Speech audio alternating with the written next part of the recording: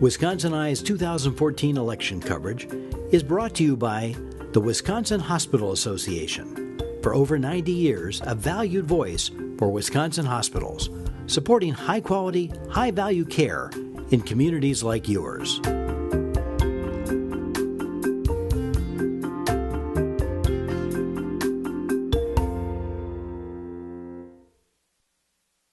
Covering the 2014 elections, Wisconsin Eye is in Janesville at the campaign office of Congressman Paul Ryan of Janesville. He's a Republican seeking re-election in the 1st Congressional District.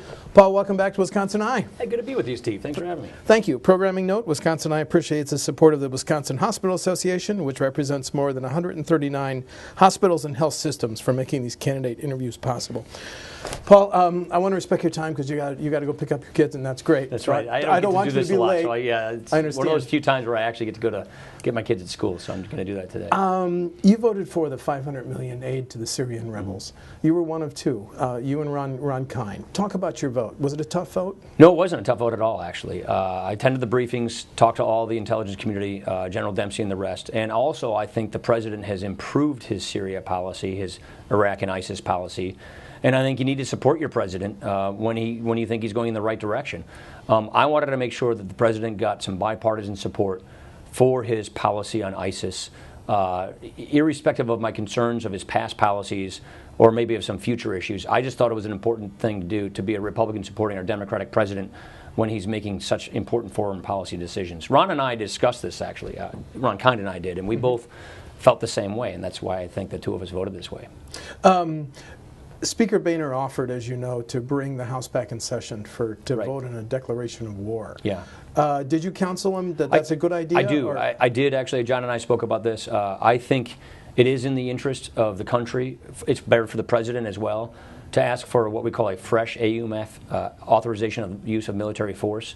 The president's using the one from 2001 and 2002 as justification for this. You can argue both ways about that. I am sympathetic to the president's thinking on that, but nevertheless, I think it's good for our country. I think it's good for the Constitution to do that. And so I think the president should do it. I would rather do it with the new Congress, though, instead of in a lame duck session of Congress. I think the newly elected members of Congress in January or February should actually vote on a resolution. I think the president should ask for it, and I would help the president pass it. Is it fair to call that a declaration of war, Paul? It's an authorization to the use of force, and I think you could paraphrase it that way. I don't think it would be technically written that way, but it will look similar to what the 2001 authorization looked like, but updated for the present time. Okay. The president in a CBS interview said the intelligence community overestimated the ability of the Army of Iraq and underestimated ISIS. Your response to that, I actually don't quite see it that way. Like I said, we all get these intelligence briefings, not quite the depth ones that he gets. I used to get those when I was on the ticket. The intelligence community has been warning us of ISIS for quite some time, years, not months. And the military warned us that if we just pick up and leave wholesale out of Iraq without a status of forces agreement, then we were going to leave a real mess in Iraq. And so the warnings that we got from the military and the intelligence community, not months ago, but years ago, are really sort of are coming about right now. And so I don't think that it's accurate to say that they didn't warn us of this. They did. I think the president made two big mistakes. Mistakes in Syria with his Syria policy, and mistakes in Iraq with not getting what we call a SOFA, the Status of Forces Agreement. And I think those two mistakes gave rise to creating this vacuum that is now being filled by ISIS, which we've been warned about. The president's been talking about coalition going to war against ISIS. Do you think we can win that without additional U.S. soldiers on the ground in that country? Well, I think he's done a good job on assembling a coalition. I think it's very good that he got some of particularly the Sunni Arab states involved. We just had a positive vote from the Turkish legislature to get Turkey more involved. I think that was very good. The Brits are more involved today. But I do think the president made a mistake in suggesting that what he's not going to do. First of all, even if you're thinking no boots on the ground, don't tell your enemy that. Second of all, from what we get from military planners is it's very difficult to do a very good, well-run air campaign without any boots on the ground. Take Afghanistan, for example. When we teamed up with the Northern Alliance, we had special forces teams on the ground who can far better target your air campaign to minimize civilian casualties and to better target a moving target on the ground. And so I think it's a mistake to suggest that we can't put boots on the ground. I don't think anybody's thinking divisions, 100,000 troops, but special forces teams, conducting your air campaign, coordinating your air campaign, and also embedding with foreign fighters to make them work better, more organized, has been very successful for us in the past. And why one would pull that option off the table is beyond me. How many U.S. forces do you think might be on the ground in that country? I just don't know the answer to the question. I don't know the answer to the question. I'm not even going to take a stab at it. Okay. What I think you do is you say to the military, here's your mission, go fulfill the mission. And then if the military comes to you and says, here's the best way to fulfill the mission as safely for our soldiers, airmen, sailors, and Marines, and as quickly as possible, then back them. That's the concern I have, that the president may not do that, and that he's sort of making LBJ-like mistakes where he's micromanaging and nickel and diming the military, which I don't think it's smart for presidents to play armchair generals or congressmen for that matter. The president of Afghanistan recently signed that pact. Well, he got sworn in and signed that pact. That's right. Was that a good thing? It was. I know Dr. Ghani, he was always going to do that, and Abdullah was his opponent. They had sort of a power sharing agreement. I think it was very important to have that SOFA, or that we call it a BFA and a SOFA, a bilateral force agreement. Okay, let's turn to domestic issues. Pension smoothing is not a long-term way to pay for our highways. No. How do you see this issue played out? And I didn't like it to begin with. When are we going to get to a long-term solution? So we dated this bill to the Highway Trust Fund patch will expire at the end of March, and so we have the first quarter of next year to deal with this. I've been working with the chairman of the Transportation Committee as chairman of the Budget Committee to work on creating the fiscal space for a long-term highway bill. We have a big gap we have to fill, and so we're going to have to explore between now and the end of March ways of paying for a new highway bill that hopefully can last 6 years. It's not a good policy to have it 6 months, 2 years, 2 years. Highway bills typically last 6 years because you have big projects that you have to engage in. Right. We have them here in Wisconsin. And so we're going to have to do this by the end of the first quarter next year. Including expanding the interstate. Yeah, the interstate we've got between Madison. We've got Madison, Illinois. We've got Milwaukee to Madison. The Zoo Freeway, 1.7 yeah, they're billion. doing Stillwater Bridge. They're still doing that right now. And we've got Zoo Interchange. Yeah, so no, I'm very familiar with these issues. I don't believe the federal gas tax, if I'm correct, has been increased since 1993. It's a bad revenue base. Here's the point. Because people are driving less? People are driving, well, not people are driving less. They're driving Cars are getting volts, more efficient. They're driving volts. So engines are becoming more efficient. So we have this shrinking revenue base, but we're just pounding our highways just as hard.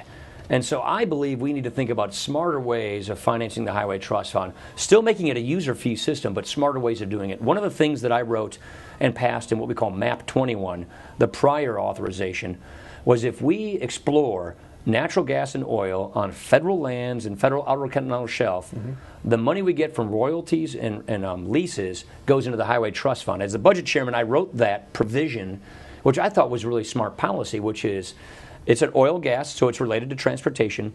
We've discovered billions of barrels of more oil than we thought we had, trillions of cubic feet of gas than we thought we had. Let's go get it.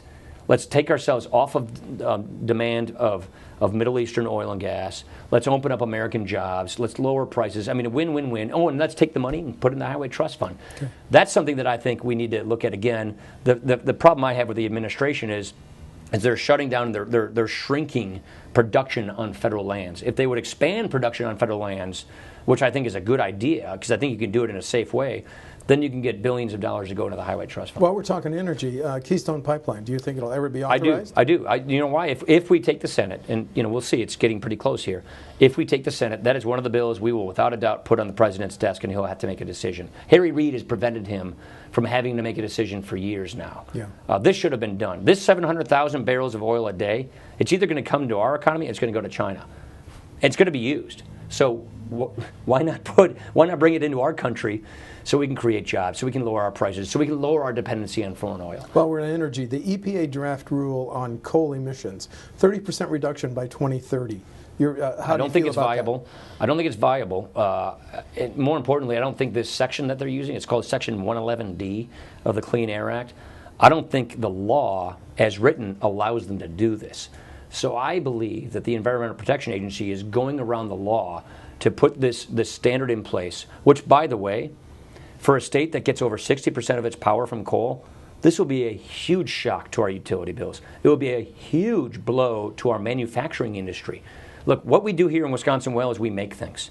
We have more jobs tied to manufacturing per capita than any other state in the country. And we have cold winters. This is a big deal to us as taxpayers, as families, as businesses. And so if they pass this regulation, which effectively shuts down coal power plants, even though the law doesn't allow them to do this, I think that would be a huge mistake. And that's why I think in Congress we're going to have a lot more to say about this. Well, but President Obama has made it clear he wants one of his legacies. I know he's made it clear, but you have to go through Congress. You got to write laws to do this. You can't just do this on your own. Which is the reason that your team sued him, right? Yeah, I think he's going around the law. I do believe that the president, first of all, we've passed 381 bills out of the House, much of which were bipartisan, going nowhere in the Senate, sitting collecting dust in the Senate because Harry Reid won't even entertain considering them. So we would get more done, I think, if we get the Senate than what we have right now. And I do believe the president has been going around the law. It's very important to remember that the Constitution is really clear about the separation of powers. The legislative branch is the lawmaking branch. The executive branch implements and enforces the laws. They don't write the laws. And in many of these instances, I think the president is going outside of the confines of executing and implementing laws to actually writing laws. This is one of those examples. How does Congress function better if your team takes the Senate, Paul? I actually think it will function better because we'll get bills on the president's desk. He'll have to make the decisions. Keystone Pipeline is a perfect example. I'd like to get some more budget agreements. So I actually believe we will get to the Senate working and voting, and maybe we don't know the outcome of some of these votes and amendments, but they'll actually do things so that we move bills not just from the House, but from the House through the Senate, and they'll go on the president's desk. He'll probably veto a lot of things, but maybe some things he won't veto. And I, for one, believe that there were things we could have gotten from the administration. I think of budget negotiations when I think of this, that I couldn't have gotten from Harry Reid, that I couldn't have gotten from a Democratic Senate.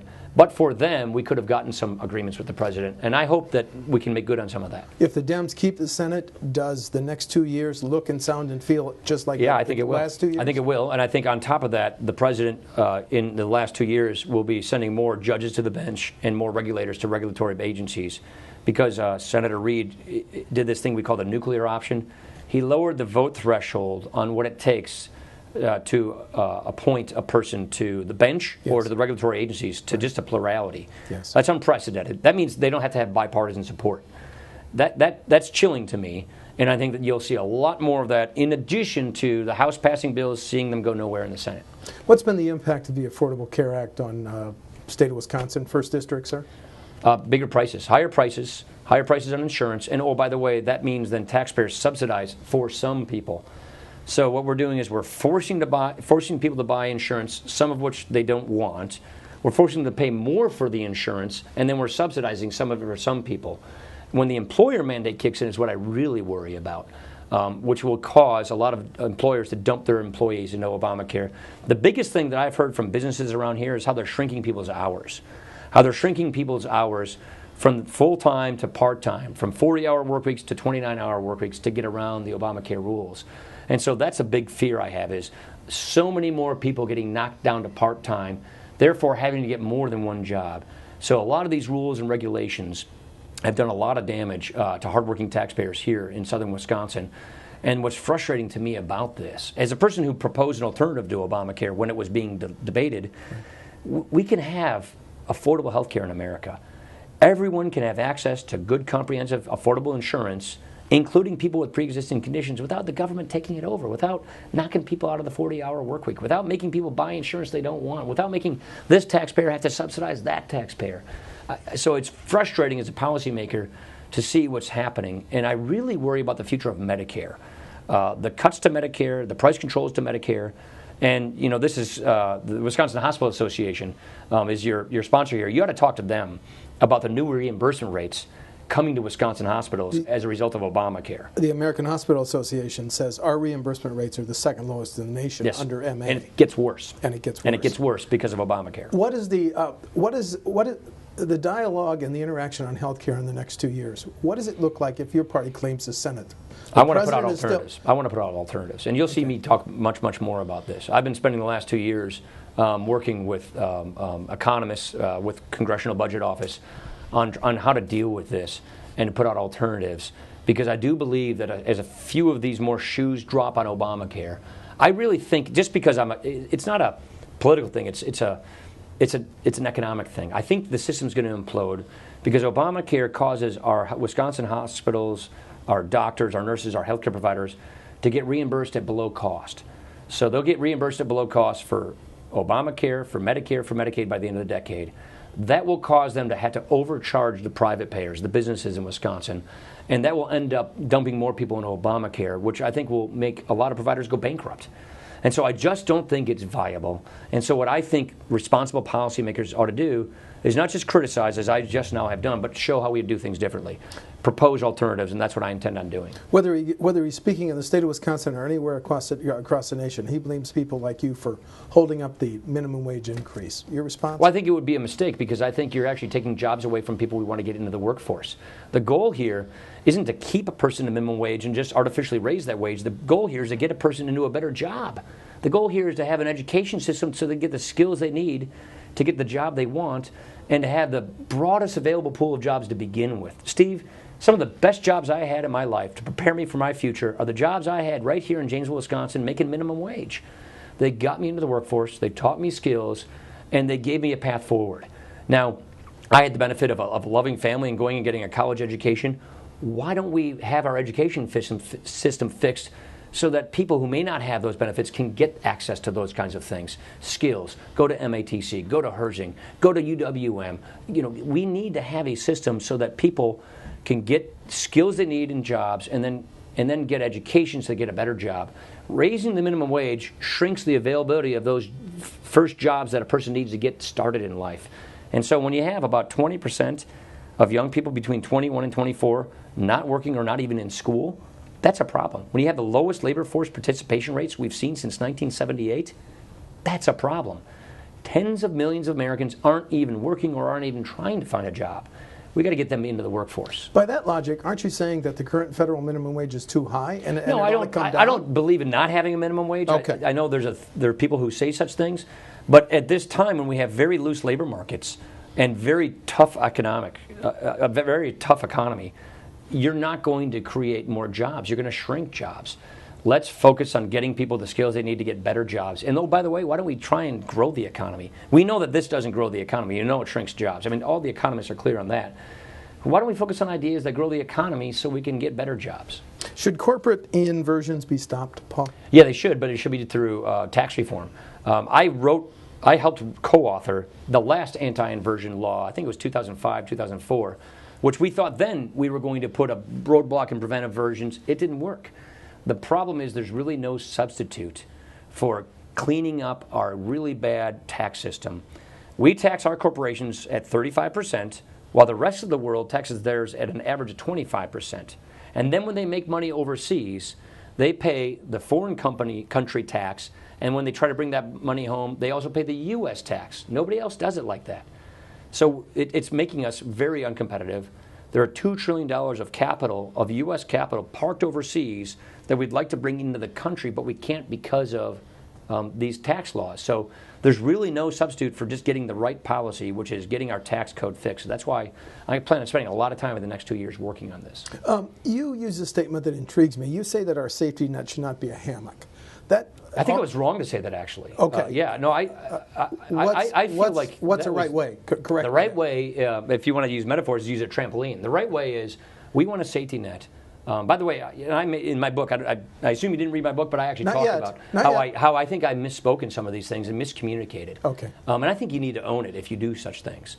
I think what we need is a safety net for the people who cannot help themselves, the elderly, the disabled. Let's make sure that they have programs that keep them in lives of dignity, out of poverty, that are sustainable. And then for people who are able-bodied but who are down on their luck, who are facing persistent generational poverty, let's focus our poverty programs to focus on getting them out of poverty, into work, into a life of self-sufficiency. I think on the 50th anniversary of the War on Poverty, which this year is, we can do a whole lot better. We've got 45 million people living in poverty, most of which are able-bodied. And the problem with our approach to this is we measure success based upon how much money we spend, how many programs we create, how many people we put on programs, not on outcomes, not on results. How many people are we actually getting out of poverty? And so I've spent the last 2 years looking at these programs at the safety net, putting out solutions to try and get a debate going on how better can we fix our safety net, which is necessary, to get people from where they are to where they want to be. And I think there's a lot we can do in the future to really better combat poverty, integrate local control, integrate local people, revitalize civil society in our community so that the public sector, federal, state, and federal government, the private sector, companies, for-profits, and the charitable sector are all kind of working in the same direction, working together, not overlapping or displacing each other to get people out of poverty. And so that's the kind of safety net I want to see. One where we help a person who is down on their luck get back on their feet to where they need to be, and then one that's solvent and sustainable for the people who cannot help themselves lead lives of dignity. You seem to be at a crossroads in your political career. If you're reelected, is it going to be Budget Committee or Ways and Means? No, I'm done with Budget Committee. Okay. I actually had a waiver to extend my chairmanship on Budget Committee just this last time. Would you be in line for Ways and Means? So Ways and Means, we have a protocol in Congress that until the election has been occurred, we have a current chairman who's still doing his job, Mr. Camp, who's retiring. Yes. So I'll have more to say about this after the election. But Dave still has work to do. Okay. And so out of just respect and deference, I'll comment about what my plans in Congress are, only that I'm not going to be budget chairman after this. We term limit our chairmanships in the House Republicans. Could you be both Ways and Means chair and run for president, Paul? That's something I'll decide later on. What's going to be the criteria that you're going to use on a presidential run? It's something I'll have to make a decision in 2015. I'm not precisely sure when that is. And the factors will be? The factors are the typical factors one would think, which is family, where can you be most effective, how will it affect your family, in the field. You know, who else is running, and is there somebody you like that could do just as good of a job and can win the election? And so all those sort of circumstances, which, you know, I've had these kinds of I've thought about this before. Mm-hmm. I'm very familiar now with what it takes. I know what campaigns are like. And so I will go into this with a clear mind about what it takes to do the job or to get the job or to run for the job.